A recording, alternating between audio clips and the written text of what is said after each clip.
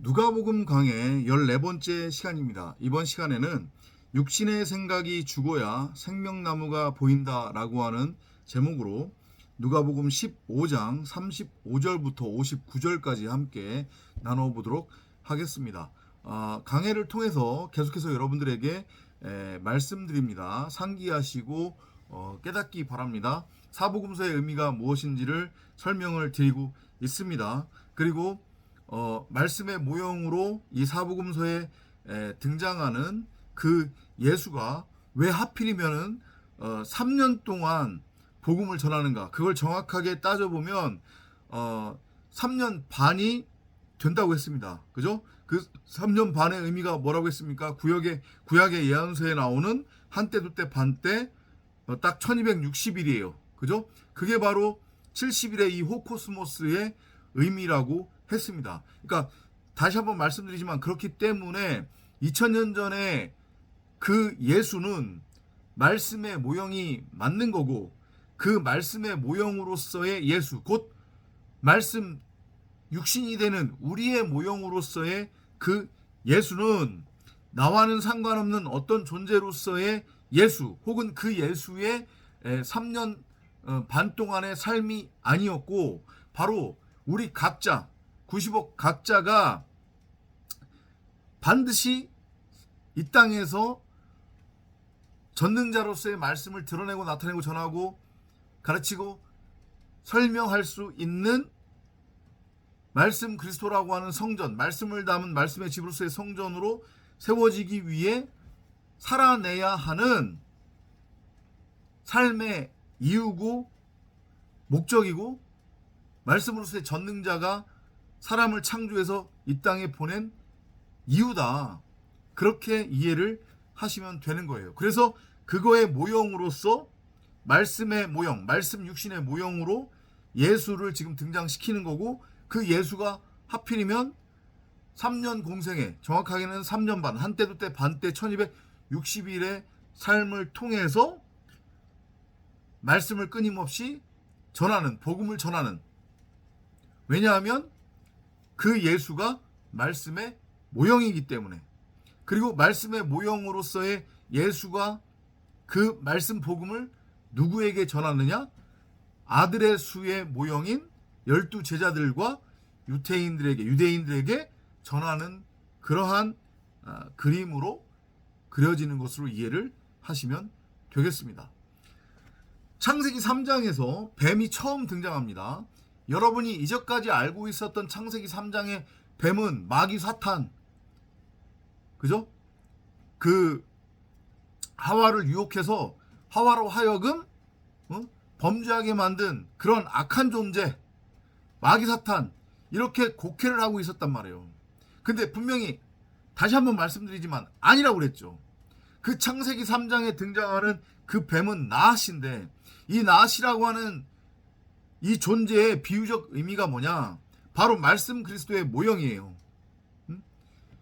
아래 것으로 성전에서 위의 것을 가르치다.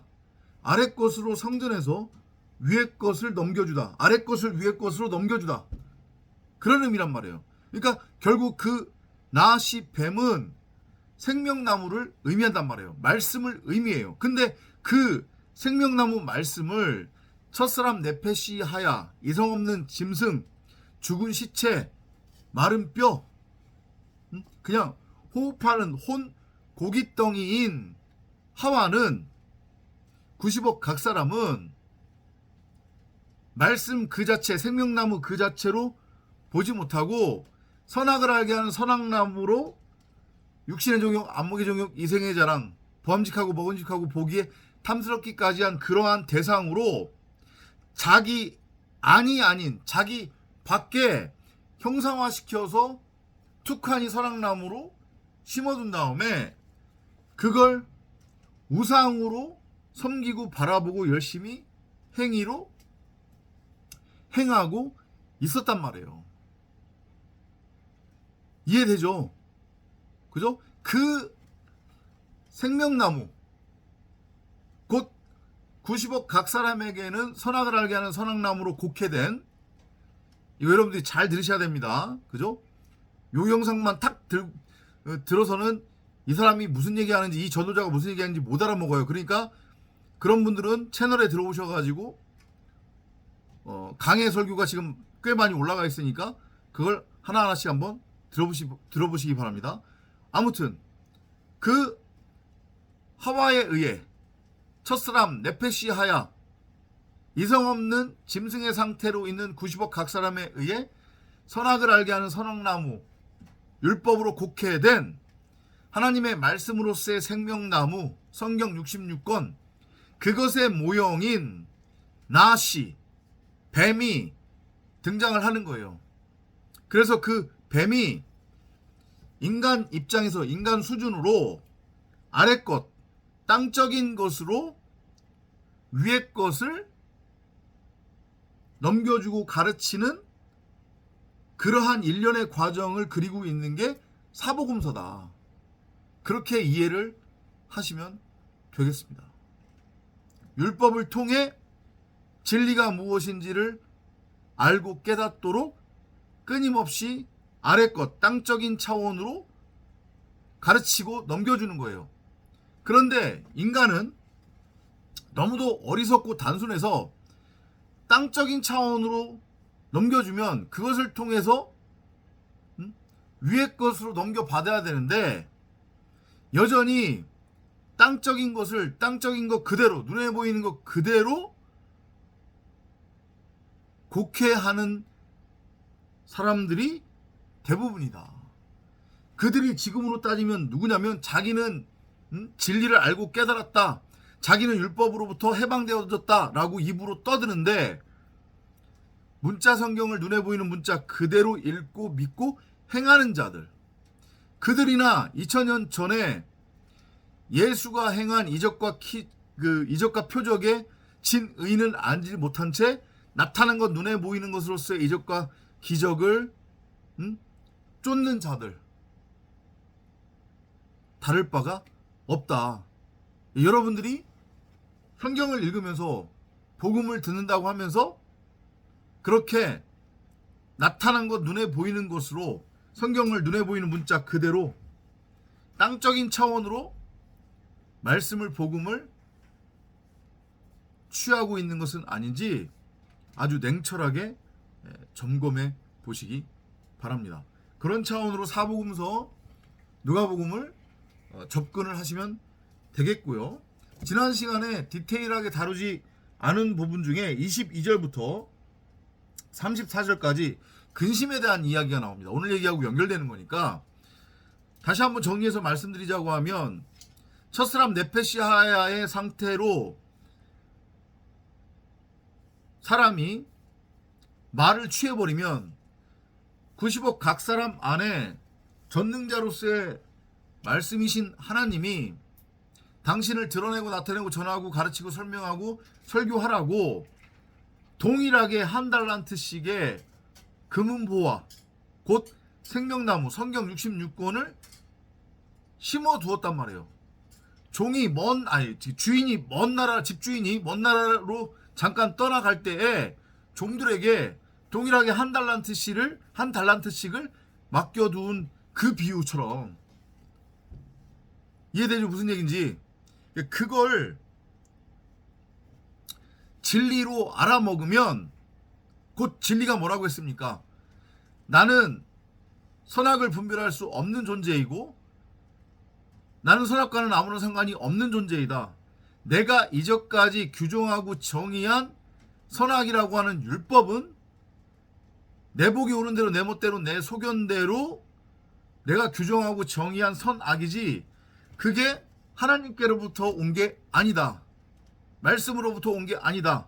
그리고 그렇게 내가 내 입장에서 일방적으로 이기적 욕망으로 자기 중심적으로 규정하고 정의한 선악의 율법은 절대적일 수도 없다. 절대적이지 않다.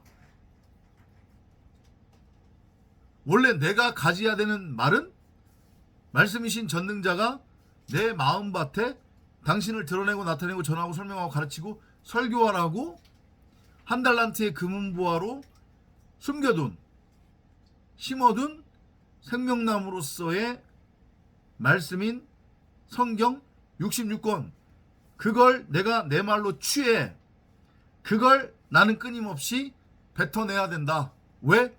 전능자를 드러내고 나타내고 전하고 설명하고 가르치고 설교하기 위해. 그 말씀으로서의 전능자는 소리도 없고 형상도 없기 때문에 인간의 언어를 통해서만 이 피조세계에 그분이 누구인지 그나마 드러내고 나타내고 설명되어질 수 있기 때문이다. 그 목적, 그 용도로 지어진 게 바로 나라고 하는 존재고, 그래서 이 땅에 보내진 거구나. 요게 복음이에요. 요걸 알고 깨달으면 내가 바로 말씀 그리스도 독생자, 창세기 1장 1절과 창세기 1장 27절대로 말씀으로서의 하나님을 담은 말씀의 집으로서의 성전, 곧 그 말씀으로서의 하나님의 형상을 닮은 또 다른 말씀 그리스도로 내가 세워진단 말이에요. 그리고 그렇게 내가 말씀 그리스도가 되면 나는 선악이라고 하는 그 율법이 만들어낸 가상현실로서의 이 가짜 율법 세상, 이 비진리의 세상, 죄와 사망으로 어둠으로 가득한 이 죽은 자들의 세상에 내가 속하는 게 아니니까 당연히 수고하고 무거운 짐을 짊어질 필요도 없고 율법을 단 하나라도 어기지 않고 내가 온전히 행해야지라고 하는 그러한 근심 걱정에 빠질 필요도 없는 거잖아요. 그죠? 그 얘기를 하고 있는 게 22절부터 34절이에요. 응? 염려하지 마라, 근심하지 마라. 니들이 할 수 있는 게 뭐가 있느냐. 너희들 입장에서 나는 무엇이 선이고 무엇이 악인지 그 차이를 분별할 수 있다라고 하는 착각과 확신으로 백날 첫날 아무리 너희들이 열심히 선과 악을 규정하고 정의해서 공정과 정의 상식을 외치고 그걸 행한다고 너스레를 떤들 그 누구도 온전히 너희들 스스로가 규정하고 정의한 선악의 율법을 행위로서 행하며 지킬 수 있는 자들도 없고 그걸 누구에게나 공정하게 적용하는 공정과 정의와 상식을 성취할 수 있는 자들도 없다. 아니 너희들은 그렇게 절대 할 수 없는 존재들이야. 그런데 너희들이 이제까지 그거를 할 수 있다고 너스레를 떨며 너희들 스스로 수고하고 무거운 율법의 짐을 짊어지고 땅적 존재로서 땅의 왕노릇하며 너희들 이름으로 성을 쌓고 있지 않았니? 그 근심 걱정 너희들이 아무리 매일매일 한들 결코 너희들이 그 근심 걱정으로부터 스스로 해방될 수 없다. 그 근심 걱정으로 해방되기 위해서는 그렇게 너희들로 하여금 나는 선악을 분별할 수 있다라는 착각에 빠지게 만든 너희들의 의식으로서의 육신의 생각, 너희들의 목이 무트타무트 다나토스의 진리를 향한 죽음, 십자가 죽음으로 반드시 넘어가서 목베임 당하는 그 죽음을 통과를 해야 된다. 그래야 내가 그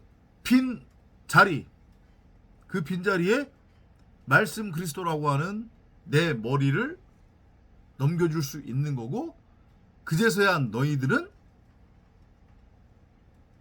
진짜 생명을 가진 사람, 나의 의도대로 나의 원함이 무엇인지를 알고 깨달은 말씀을 담은 말씀의 집으로서의 성전, 말씀인 나의 형상대로 지어진 말씀 그리스도가 될 수 있단다. 그러면 너희들은 완전히 근심으로부터 해방되는 거야. 그 수고하고 무거운 짐으로부터 너희들은 완전히 해방될 수 있는 거야. 그러니 나에게로 와라. 나와 원래 상태로 하나가 되자. 나는 너희들 밖에 있는 게 아니고 너희들 안에 있어. 너희들 안에 있는 나, 곧 진짜 너희 자신을 호라호해라. 그러기 위해서는 또다시 너희들한테 내가 분명하고 명백하게 말하지만 너희 자신의 육신의 생각으로서의 그 머리가 죽어야 한다. 이 메시지예요. 그게 사실은 성경 전체의 메시지이기도 하단 말이죠.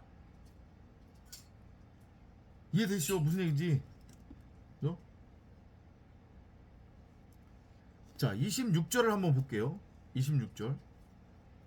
여기도 여러분들이 다 알고 있는 유명한 이야기가 나오죠. If you don't have power over small things, why worry about everything? 그러니까 작은 것조차도 극복할 수 있는 그런 능력이 없는 너희들이 어떻게 다른 것들을 해결하겠다고 그렇게 너스레를 떠느냐. 이해돼요? 무슨 얘기인지?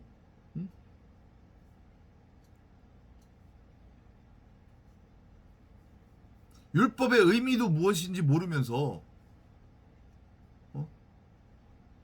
죄가 무엇인지도 모르면서 기껏해야 너희들이 생각하는 죄라고 하는 게 너희들 스스로 규정하고 정의한 그 선악의 율법의 범주를 벗어나는 행동을 너희들은 죄라고 그러는 거잖아. 근데 나는 그런 거 관심 없어 이놈들아. 그건 너희들 맘대로 너희들 멋대로 규정하고 정의한 선악의 율법이고 그걸 너희들 스스로가 지켜보겠다고 너스레 떨면서 못 지켜서 만들어진 결과물로서의 그 죄 나는 관심 없다니까. 내가 너희들 그러라고 만들어서 보낸 거 아니야. 그건 내 거 아니야. 나는 오직 내가 한 달란트의 금은보화로 생명나무로 말씀으로 성경 66권으로 너희들이라고 하는 밭에 숨겨둔 그 한 달란트의 보화에만 나는 관심이 있어. 왜냐? 그건 내 거니까. 그거 내가 취할 거야. 그래야만 내가 드러나고 나타내어지고 설명되어지고 설교되어질 수 있기 때문에 이 맥락이란 말이에요. 지금 이해돼요? Look how the wild flowers grow. 자 봐라, 들에 핀 저 들꽃이 어떻게 자라는지. 지금 27절 우리말에는 그게 백합화로 지금 표현되어 있거든요. 그 들꽃 백합화가 의미하는 게 뭐예요? 바로 말씀으로서의 예수잖아요. 그죠? 이 지금 70일의 호코스모스의 광야 생활을 통해서 우리가 반드시 만나야 하는 존재가 바로 그 말씀으로서의 그리스도 예수로 지금 비유적으로 그려지는 거예요. 우리는 이 70일 동안에 우리가 이 땅을 살아내야 하는 이유가 뭐라고 했습니까? 우리가 이 땅에 보내진 이유가 뭐라고 했어요? 목적이 뭐라고 했어요? 오직 세상적 가치, 땅적 가치를 추구하며 땅적 존재로 그냥 이성 없는 짐승 네페시 하야로 영원히 죽은 자로 살아가라고? 그러면서 우리 입장에서는 여기서 잘 먹고 잘 사는 게 목적이니까 그렇게 우리들 생각대로 육신의 생각대로 여기서 잘 먹고 잘 살도록 하기 위해 아니라니까요. 전능자를 드러내고 나타내고 전하고 설명하고 가르치고 설교하기 위한 성전으로 세워지기 위해 우리가 이 땅에 보내진 거란 말이에요. 바로 그런 우리 각자가 들꽃이며 백합하고 그리고 우리가 이 광약교회에서 71회 동안에 만나야 되는 존재가 바로 말씀 혹은 말씀 그리스도로서의 그 들꽃인 백합화란 말이에요.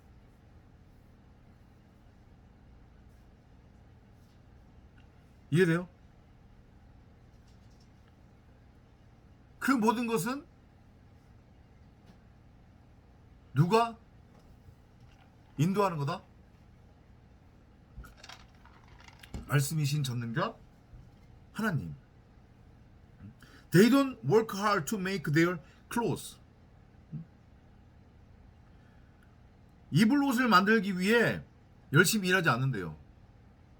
같은 맥락인 거잖아요. 그죠? 옷은 우리가 이게 지금 창세기하고 정확하게 연결되는 거예요. 무엇이 선이고 무엇이 악인지 그 차이를 분별할 수 있다는 착각에 빠져서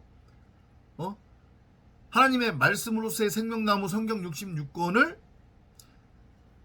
내 안에 있는 숨겨진 보화 한 달란트로 호라워하지 못하고 내 밖에 선악을 알게 하는 선악나무로 없는데 있다고 착각해서 심어둔 다음에 그 선악나무와 하나가 된,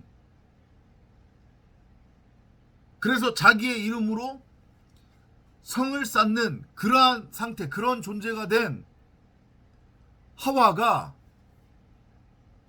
눈이 밝아졌다고 표현을 하죠. 그죠? 그 밝아진 눈은 어떤 눈이냐? 육체, 육신의 생각, 사람 생각으로서의 눈이에요. 곧 율법의 눈이 밝아진 거란 말이에요. 왜냐하면 스스로 선악을 나도 분별할 수 있다, 나도 하나님처럼 될 수 있다라고 하는 것의 정의를, 선악을 분별하는 것으로 곡해했기 때문에 그렇게 자기 멋대로 하나님의 말씀을 선악의 율법으로 딱 취했고, 그렇게 취하는 순간 율법에 대해서 눈이 밝아진 거잖아요. 그죠? 율법에 대해서 눈이 밝아지면 인간에게는 어떤 증상이 일어나요? 부끄러움을 알게 돼요. 그게 어떤 부끄러움이냐? 율법의 행위를 통한 부끄러움. 내가 분명히 하나님처럼 될 수 있다라고 하는 그런 확신을 가졌어요. 그리고 내 입장에서 하나님처럼 될 수 있다고 하는 것의 확신은 뭐였냐면, 선악을 분별해서 그걸 열심히 행위로 행하면 하나님처럼 될 수 있다라고 착각하고 있었단 말이에요. 문제는 뭐냐면, 그렇게 내 멋대로 규정하고 정의한 선악의 율법을 행하는 게 하나님처럼 된 거다, 하나님처럼 될 수 있다라고 그렇게 착각에 빠졌고, 그런 확신이 있다고 하면, 그러면 내 스스로 규정하고 정의한 선악의 율법을 단 하나도 어기지 않고 온전히 행위로 행해야 되는데, 행해보니까 이게 내가 스스로 규정한 선악의 율법인데도 온전히 행해지지가 않네? 행할 수가 없네? 그것까지는 스스로 인지가 되는 거죠. 그래서 그걸 성경이 선악에 대한 눈이 밝아졌다고 하는 거예요. 그리고 그럼 이제 부끄러움을 느끼잖아요. 그죠? 그것을 벌거벗은 것이 보여졌다라고 다 비유적으로 표현하는 거란 말이에요. 제발 성경을 눈에 보이는 문자 그대로 읽지 마시라니까요. 다 비유란 말이에요. 율법에 대해 눈이 밝아져서 율법을 온전히 지킬 수 없다라고 하는 것을 알게 된 것을 자기 자신이 벌거벗은 것을 보고, 스스로 보고 부끄러워했다라고 이렇게 비유적으로 표현을 하는 거란 말이에요. 그래서 아담과 하와가 한 짓거리가 뭐냐면 fig leaves, 곧 무화과 나뭇잎. 무화과는 열매가 아니라고 했죠. 그건 꽃입니다. 근데 사람들이 열매라고 착각해서 그거 먹는 거잖아요. 이해되죠? 무슨 얘기인지. 그죠? 그 무화과가 의미하는 것은 선악나무, 율법나무를 의미하는 거예요. 원래 본질은 뭔데? 하나님의 말씀으로서의 생명나무, 성경 66권이에요. 근데 그거의 본질을 바라보지 못하면 여전히 내 밖에 서 있는 선악나무로, 그리고 열매가 아닌 가짜 열매로서의 무화과로 따먹는 거란 말이죠. 그래서 무화과 나무가 등장하는 거예요. 열매도 아닌 가짜 열매, 무화과 나뭇잎을 따다가 자기 스스로 옷을 짜서 해 입었죠. 그런 다음에 그 부끄러움을 가려보겠다고 가리는 장면. 그래서 여기 지금 그걸 빗대어서 옷 얘기가 지금 등장하는 거란 말이에요. 우리 스스로는 옷을 해 입을 수 없어요. 들에 핀 그 들꽃 백합화, 말씀 그리스도는 진리이고 복음이기 때문에 어떤 것을 행위로 행해서 결과물을 만들어 내는 그런 존재, 그런 차원이 아니란 말이에요. 그렇게 뭔가를 행위로 행해서 나온 결과물로 내가 하나님의 자녀가 되고 하나님처럼 된다는 얘기가 아니에요. 그래서 요한복음으로 넘어오면, 요한복음 제가 가장 좋아하는 성경 구절 중에 하나거든요. 요한복음 18장인가? 에 나와요. 부활한 예수가 제자들을 찾아가죠. 그리고 생선을 구워서 먹여요. 그때 베드로에 관해서 이야기를 합니다. 베드로에게 네가 나를 좋아하느냐, 네가 나를 사랑하느냐, 네가 나를 사랑하느냐 3번 질문을 한 다음에 말씀의 모형인 예수가 베드로에게 어떤 얘기를 하냐면, 네가 이전까지는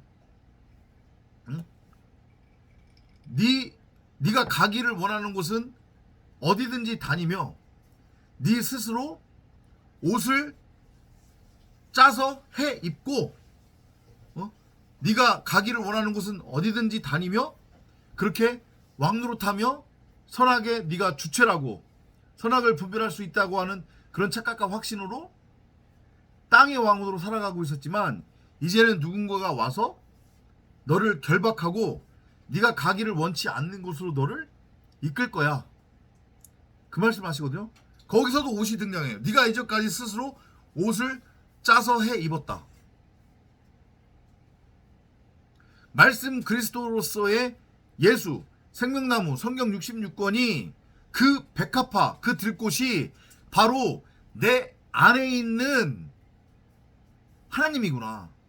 진짜 하나님. 그리고 내 안에 있는 생명나무로서의 하나님의 말씀인 성경 66권이 바로 진짜 나구나.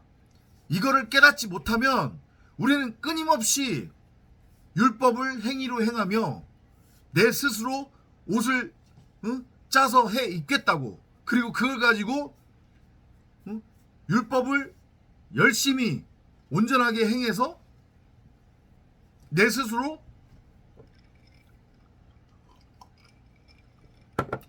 하나님처럼 돼보겠다고 너스레를 떨게 된단 말이에요. 근데 그 옷은 우리를 소위 말하는 하나님의 자녀, 그 율법의 행위의 옷은, 그죠?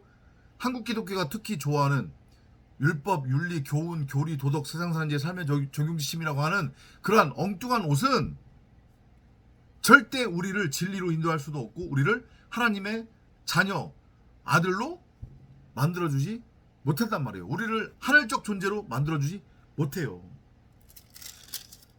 그런 차원에서 여러분들이 이해를 하시면 되는 거예요. 이해되죠? 그죠? 그러면 그렇게 우리 스스로 옷을 해서 짜 입는 게 아니라 말씀이라고 하는 그 말씀 그리스도라고 하는 그 겉옷, 그 진리의 겉옷, 그 신랑의 신부에게만 주어지는 하기오스, 깨끗한 그 흰 세마포로서의 말씀의 겉옷을 우리가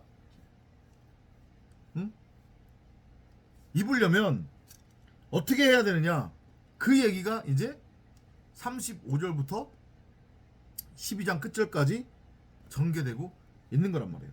Be ready and keep your lamp burning, just like those servants who wait up for their master to return from a wedding feast.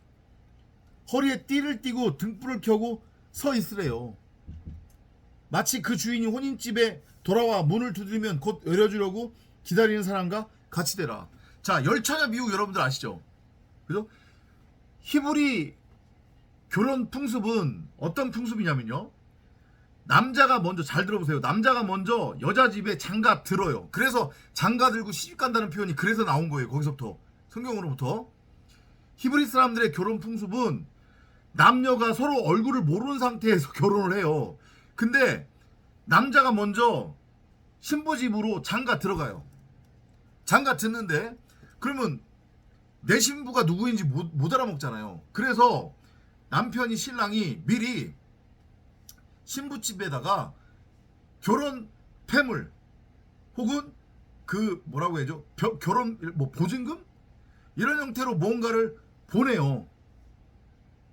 그러면 남편이 장가 들기 위해 오는 그날, 결혼식이 있는 그날 문 앞에 이제 들러리를 포함해 가지고 여자들이 쭉 서 있단 말이에요. 아리따운 아가씨들이 쭉 서 있어요. 그때 장가 들기 위해 온 남편 신랑은 그 많은 아가씨들 중에 자기 신부가 누구인지를 어떻게 알아먹느냐? 자기가 미리 보내준 그 결혼 증표, 결혼 증서, 그 결혼 보증금을 가지고 있는 아가씨를 찾는 거예요. 아, 저 여자가 내 신부구나. 이해돼요? 그게 바로 무엇이냐? 말씀이에요. 전능자로서의 말씀이 90억 각 사람의 마음밭에 한 달란트의 금은보와 성경 66권으로서의 생명나무를 동일하게 미리 보내줬어요. 미리 심어두었단 말이죠. 그리고 장가 들기 위해서 성령으로 오는 거예요. 목자의 음성을 알아먹는 길 잃은 양을 찾기 위해서. 그럼 어떻게 자기 신부인지를 알아먹느냐? 그 한 달란트로서 잘 들어보세요. 한 달란트로서의 생명나무인 성경 66권을 그냥 땅에 그대로 한 달란트 금은보화로 그냥 묻어놓은 자들이 있죠. 나중에 주인이 와서 악한 종이라고 그러잖아요. 그죠? 그리고 그 있는 것도 그냥 뺏어서 그 한 달란트를 진리로 깨달아 5달란트 10달란트로 만든 다른 종들한테 줘버리잖아요. 그래서 성경이 못 알아먹는 자들은 그 있는 것도 빼앗기고 어두운 곳 차운 곳으로 던져져서 이를 박박 갈며 슬피 울리라. 그 비유가 열처녀 비유하고 연결이 되는 거예요. 진리의 말씀 창세기 1장 1절에 성전과 정확하게 연결이 되는 거란 말이에요. 분명히 전능자가 90억 각 사람의 마음밭에 동일하게 한 달란트의 금은보와 생명나무를 심어두었는데 그걸 알아먹지 못하고 그대로 한 달란트로 그냥 땅속에다가 묻어둔 자들은 신랑이 쳐다보지도 않아요. 왜냐? 자기가 보내준 그 결혼증서를 가지고 있지 않는 거니까. 그게 밝히 드러나야 되는데. 이해되죠? 무슨 얘기인지. 반면에 자기 마음밭에 신랑이 심어두은 한 달란트로서의 그 금은보와 생명나무 성경 66권을 진리로 호라오에서 깨달은 신부가 있다는 거예요. 그들은 말씀을 담은 말씀의 집으로서의 성전으로 세워져 가고 있고 세워진 상태예요. 그러면 자 보세요. 이건 신랑과 신부의 연합이 되는 거잖아요. 결혼잔치, 혼인잔치예요. 창세기 1장 1절을 땅적인 차원으로 설명하자고 하면, 그죠? 왜냐하면 말씀의 모형인 그리스도가 나의 신랑이 그 말씀을 담을 수 있는 말씀의 집으로서의 성전인 나에게 장가 들어 그 둘이 하나가 되는 그림이니까. 이해되죠? 그죠? 내가 성전의 상태로 세워졌단 말이죠. 내 안에 생명나무 한 달란트를 5달란트 10달란트인 진리로 호라고 했어요. 그러면 그걸 보고 남편, 신랑, 말씀, 그리스도가 아, 저게 내 집이구나. 저기 내가 들어가면 되겠네.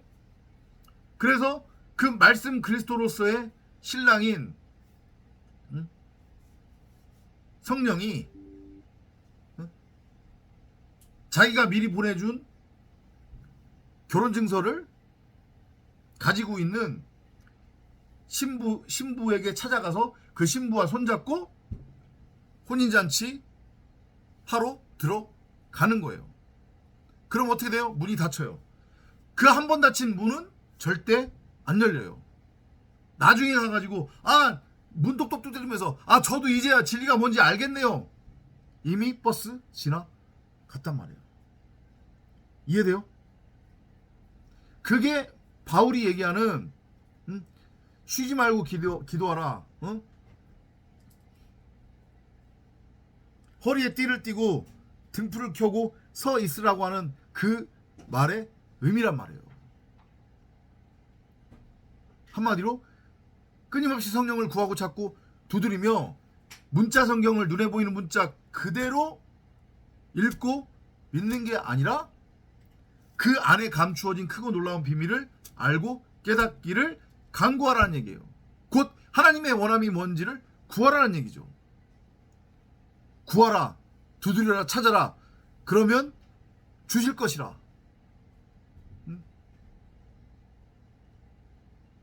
이해돼요? 그게 바로 그리스도의 오심을 기다린다고 하는 것의 의미고, 말씀의 모형인 예수의 재림을 기다리는 성도의 모습이란 말이에요. 다시 한번 말씀드리지만 재림이라고 하는 것은 두 번째로 온다는 의미가 아니고 강림, 내려앉음, 창세기 1장 1절 얘기하는 거란 말이에요. 내가 집이에요. 집이 있어야 그 집주인으로서의 말씀 그리스도가 나라고 하는 집의 머리가 되어 들어와서 결국 그와 내가 하나가 되는 거. 그가 내 안에 장가 들어오는 거. 하나님 나라가 내 안에 침노에 들어오는 거. 어렵지 않잖아요. 재밌잖아요. 이해가 되죠? 그죠? 그게 바로 창세기 1장 1절이에요. 그럼 그게 바로 성전의 완성. 그 상태가 바로 말씀 그리스도로서의 말씀 육신으로서의 재림이 되는 거란 말이에요. 말씀을 깨달은 상태가 되는 거니까. 아셨죠? 응? 뭐 다른 여러 얘기 있는데 다 그 맥락으로 이해를 하시면 되는 거예요. 35절부터 40절까지. 그 이후에도 마찬가지고. 응? 그랬더니 이제 41절에서 베드로가 뭐라고 하냐면 Peter asked Jesus. 베드로가 말씀의 모형인 예수에게 묻기를 Did you say this just for us or for everyone? 이 비유를 우리에게만 전하셨습니까? 아니면 다른 이들에게도 하셨나요?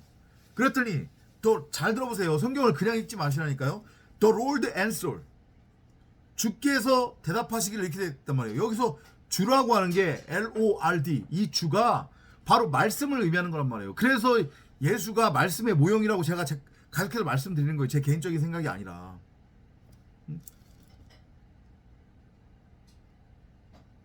지혜 있고 진실한 청지기가 되어 주인에게 그 집 종들을 맡아 때를 따라 양식을 나누어 줄 자가 누구냐? 주인이 이를 때에 그 종이 어떻게 하는 것을 보면 그 종은 복이 있습니다. 이거 제가 방금 전에 다 드렸던 말씀이잖아요. 그죠? 90억 각 사람이 종이란 말이에요.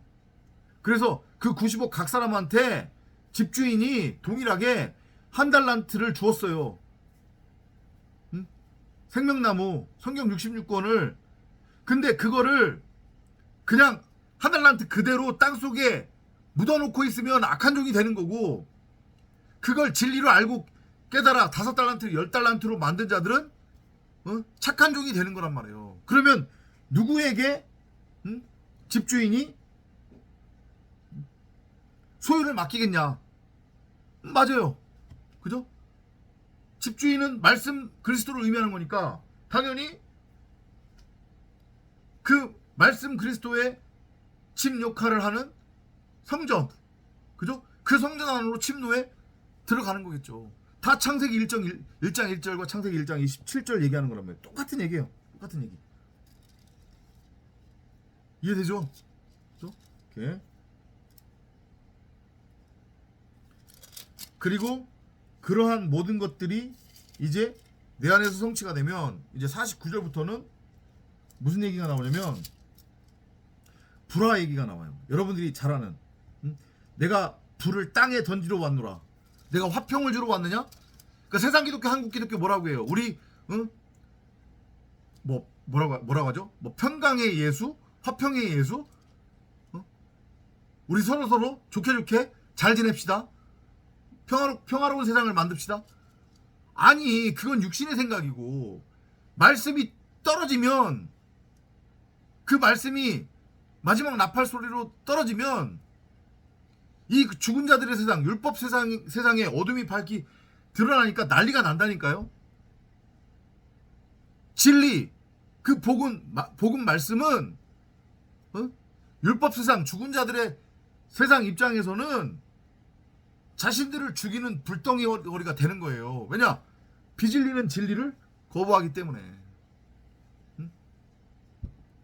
그래서 복음이 전해지면, 진짜 참 복음이 전해지면 절대 세상과 화평할 수가 없다니까요. 왜냐? 이 호코스모스 세상은 죽은 자들의 세상, 곧 율법 세상이기 때문에 각자가 자기 스스로 선악을 분별할 줄 안다고 하는 착각에 빠져 세상 왕, 세상 임금으로 지금 살아가고 있는 형국이잖아요. 자기 이름으로 성을 쌓고. 근데 거기에 참복음 참진리가 떨어져요. 야, 너희들 그거 다 헛개비인데 너희들 뭐하냐 지금? 뭐하고 있는 거야 지금? 이거 다 무너질 큰성 바벨론이야. 여기 가상현실이고 꿈인데 여기서들 니네 뭐하고 있는 거야 지금? 너희들이 선악을 분별할 수 있다고? 웃기고 있네. 이렇게 말해버리면 열받잖아요. 그죠? 나는 이제까지 복음이라고 하는 것을 율법, 윤리, 교훈, 교리, 도덕, 세상산일, 삶의 적용심 이런 것들로 알고 있어서 그걸 내 삶에 잘 적용하면 내가 원하는 가치, 세상 가치 이 땅에서 떵떵거리면서 잘 먹고 잘 살 수 있다라고 생각을 하고 있었는데, 그리고 덤으로 구원도 얻을 수 있을 거라고 생각했는데 어떤 자들이 와가지고 내가 이제까지 믿고 있었던, 내가 이제까지 행하고 있었던 그런 것들이 다 헛방이라고 하니까 열받는 거지, 걔네들 입장에서는. 그러니까 전쟁이 일어날래야 안 일어날래야 안 일어날 수 없는 거고, 진짜 참복음을 전하는 전도자들을 세상 기독교나 한국 기독교 믿지 않는 사람들은 두말할 나위 없고요. 공격하고 멸시하고 무시하고 조롱하게 되는 거란 말이에요. 그들 입장에서. 아셨죠? 그 얘기하는 거예요. 거기 나오죠. 그래서 51절에 보면, 그죠? 난리가 나요. 뭐라고 돼 있어요? 한번 볼까요? Do you think that I came to bring peace to earth? 내가 땅에 화평을 주러 온 줄 아느냐? 아니라고 했어요. 그죠? 화평 아니에요. 진리는 분명히 비진리의 사람 생각, 육신의 생각을 깨 부수는 거기 때문에, 그죠? 참 진리가 전해지면 절대 화평할 수 없어요. 왜냐? 그 참 진리는 사람 생각, 육신의 생각을 죽이는 역할을 하기 때문에, 십자가로 끌고 가서. 근데 인간들은 안 죽으려고 한단 말이에요. No, indeed, I came to make people choose side. 그러니까 선택의 기로에 서게끔 만든다는 거예요. 참 진리가 떨어지면 진리로 넘어갈래? 아니면 여전히 비진리에서 머물러 있으면서 땅적인 존재로 살아갈래? A family of five will be divided. 가족이 나눠질 거란 말이에요. With two of them against the other three. 뭐라고 지금 하필이면 비유로 다냐면, 한 5가족이 분쟁이 일어날 거예요. 그 5은 뭐를 의미하는 겁니까? 진리로서의 율법을 의미하는 거예요. 말씀을 의미하는 거란 말이에요. 그죠? 근데 그러니까 보세요. 세상 사람들이 이전까지 각자 선악을 분별할 수 있다라고 그렇게 착각에 빠져서 선악의 주체로서 살아가고 있었잖아요. 근데 거기에 진리가 팍 떨어져요. 너희들은 그럴 수 없는 존재야. 인간이 규정하는 선악은 그건 그냥 헛방이야. 요 말에 탁 떨어지면 그걸 진리로 알아먹는 자들이 있고, 무슨 소리 하는 거야 지금. 이렇게 나오는 자들이 있겠죠. 그래서 그걸 지금 비유적으로 둘이 셋과 분쟁하리라 이 얘기가 나오는 거예요 지금. 응? 셋이 둘과 셋과 이렇게 나오잖아요. 그죠? 둘은 뭐를 의미하는 거예요? 진리, 하나님 사랑, 이웃 사랑. 셋은 땅의 숫자잖아요. 살인하지 마, 간음하지 마, 거짓 증거하지 마, 도둑질하지 마. 온 율법.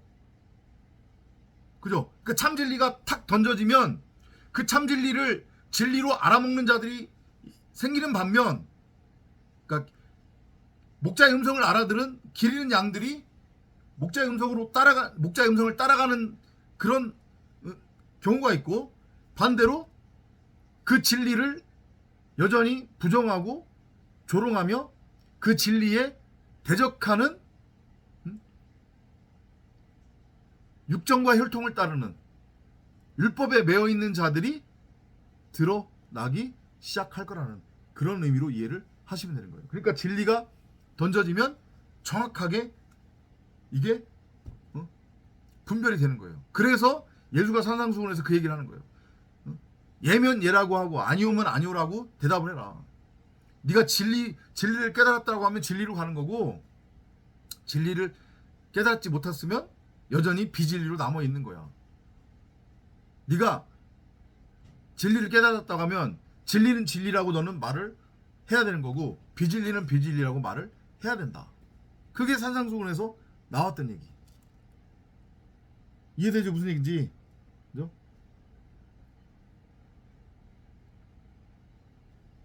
그리고 이제 54절부터 59절까지가 나오는 게 시대 분별에 대한 얘기가 나오는데 같은 맥락이겠죠. 그죠? As soon as you see a cloud coming up in the west, you say. 자, 들어보세요. 이제 마무리를 할게요. 너희가 구름이 서쪽에서 이는 것을 보면 곧 말하기를 소나기가 오리라 하나니 과연 그러하고 남풍이 부는 것을 보면 말하기를 심히 더우리라 하나니 과연 그러하니라. 외식하는 자여, 너희가 천지의 기상은 분간할 줄 알면서 어찌 이 시대는 분간하지 못하느냐. 이해되죠? 이게 무슨 얘기하는 건지 지금. 진리의 말씀이 떨어진단 말이죠. 그러면 진리와 비진리가 분명하게 나누어져요. 근데 여전히 자기 스스로 나는 무엇이 선이고 무엇이 악인지 그 차이를 분별할 수 있다라고 하는 착각에 빠져있는 첫사람 네페시아야 이성 없는 진승의 상태로 살고 있는 자들은 끝까지 자기 육신의 생각으로 이 땅에서 왕노릇하며 살아가려고 한단 말이에요. 그들은 눈에 보이는 것, 나타나는 것이 전부고 진짜라고 여겨요. 그래서 그것으로 육정과 혈통을 따라 땅적 가치, 육적 가치를, 세상 가치를 추구하며 땅적 존재로 살아간단 말이죠. 그들은 절대 진리를 알아먹지 못해요.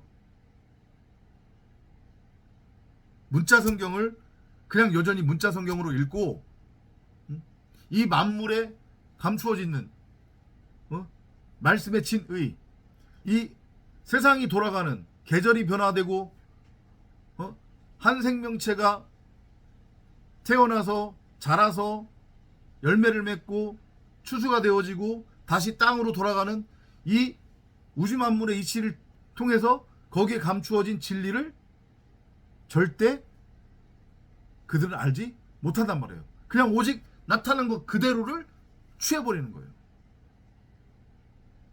그게 바로 뭐냐? 그게 바로 심판 이미 받은 거. 그게 바로 이미 영벌의 상태로 들어간 거란 말이에요. 왜냐? 수고하고 무거운 짐을 짊어지고 율법에 매여 종로로 타고 있는 상태이기 때문에 결코 거기서 벗어나지 못한다. 59절에 아주 중요한 얘기를 합니다. 이것만 하고 넘어갈게요. You won't get out until you have paid the last cent you owe. 너에게 이르노니 한 풀이라도 남김없이 갚지 아니하고서는 결코 거기서 나오지 못하리라 하시니라. 이거 아주 중요한 말씀입니다. 이거 우리 마태복음에서도 다뤘던 얘기죠. 이게 뭐예요? 이게 뭐예요? 고드란트 얘기잖아요. 4분의 1 고드란트. 그죠?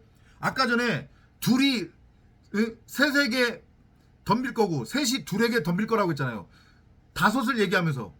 그죠? 둘이 의미하는 것은 하나님 사랑 이웃 사랑이라고 하는 진리, 복음을 의미하는 거고, 그러니까 율법을 진리로 깨달으면 창세기 1장 1절대로 성전이 되는 거예요. 하나님의 말씀을 진리로 깨달으면 하나님의 말씀으로서의 생명나무가 내 안에 있었구나, 내 밖에 선악나무로 있는 게 아니라 이걸 깨달으면 하나님 사랑 이웃 사랑이라고 하는 진리가 되는 거고, 그걸 여전히 깨닫지 못하면 셋의 상태, 셋은 땅의 숫자거든요. 율법에 여전히 매여 있는 거예요. 근데 복음은, 하나님의 사역은 그렇게 셋의 상태에 있는, 땅의 상태, 율법의 상태에 있는 우리 각자를 창세기 1장 1절대로 말씀을 담은 정사각형의 성전으로 세우는 거잖아요. 그죠? 보세요. 하나, 둘, 셋의 상태예요. 이게 정사각형이 되려면 마지막 4분의 1 고드런트가 채워져야 돼요. 요걸 빛으로 지금 비유하는 거예요. 왜냐? 빛은 율법에 매여있는 자들이 율법의 행위를 통해 땅적 가치를 추구하고 있는 그 상태를 의미하는 거니까, 내가 아무리 율법을 행위로 행한들 결코 그 율법으로부터 벗어날 수 없고 내가 하늘적 존재, 하나님처럼 될 수 없잖아요. 이해되죠? 그죠? 그러니까 끊임없이 수고하고 무거운 짐을 짊어지고 율법을 행할 수밖에 없는 거란 말이에요. 그럼 거기서 벗어나려면 어떻게 돼야 되느냐? 3이라고 하는 땅적 존재에서 둘이라고 하는 하늘적 존재가 되기 위해서는 나머지 4분의 1 고드런트가 채워져야 돼요. 한 호리도 갚지 못하면 너희가 거기서 나오지 못하리라고 한 그 의미, 그 이 한 호리가 채워져야 돼요. 그 한 호리가 뭐냐면 바로 진리란 말이에요. 문자 성경이 여러분들한테 여전히 세상 나는 지혜, 삶의 적용 지침, 율법, 윤리, 교훈, 교리, 도덕으로 읽혀지면 여러분들은 절대 빚 못 갚아요. 그래서 거기서 못 벗어나요. 근데 이 문자 성경이 진리로 읽혀져요. 문자 성경 뒤에 감추어진 크고 놀라운 비밀이 읽혀지기 시작한단 말이에요. 그러면은 이제 빚을 갚을 수 있는 상태가 되는 거예요. 4분의 1 고드란트를 넘겨받게 되는 거예요. 그 4분의 1 고드란트는 결국은 말씀을 의미하는 거고, 진리를 의미하는 거고, 그리스도의 옷을 의미하는 거기 때문에. 그래서 그게 어떻게 비유로 그려지고 있어요? 예수가 십자가에 못 박혀 죽을 때에 로마 병정은 우리의 모형이니까 로마 병정들이 겉옷을 4분의 1씩 나눠 갔잖아요. 그죠? 그게 그거의 모형이에요. 4분의 1 고드란트를 넘겨받아야 빚을 탕감받고, 우리 스스로는 율법의 행위를 통해 절대로 스스로 빚 탕감을 할 수 없기 때문에 말씀을 진리로 넘겨받으면 비로소 4분의 1 고드란트가 채워져서 정사각형의 성전이 내가 되는 거란 말이에요. 그러면 진정한 화평, 전능자와의 화평, 내가 바로 말씀 그리스도가 됐으니까, 내가 바로 천국 하나님의 나라가 됐으니까 그게 바로 화평, 평강이잖아요. 율법에 대해서 완전히 자유한 상태, 그 얘기를 지금 하고 계시는 거란 말이에요. 59절에서. 이해되시죠? 4분의 1 고드란트, 그것을 반드시 넘겨 받으시기 바랍니다. 그것을 넘겨받지 못하고 성경을 끝까지 눈에 보이는 문자로 읽고 믿고 행하면 여러분들을 결코 거기서 나오지 못한다는 거, 빚을 탕감받지 못한다는 거 명심하시기 바랍니다. 다음 시간에 또 찾아뵙도록 하겠습니다. 안녕히 계십시오.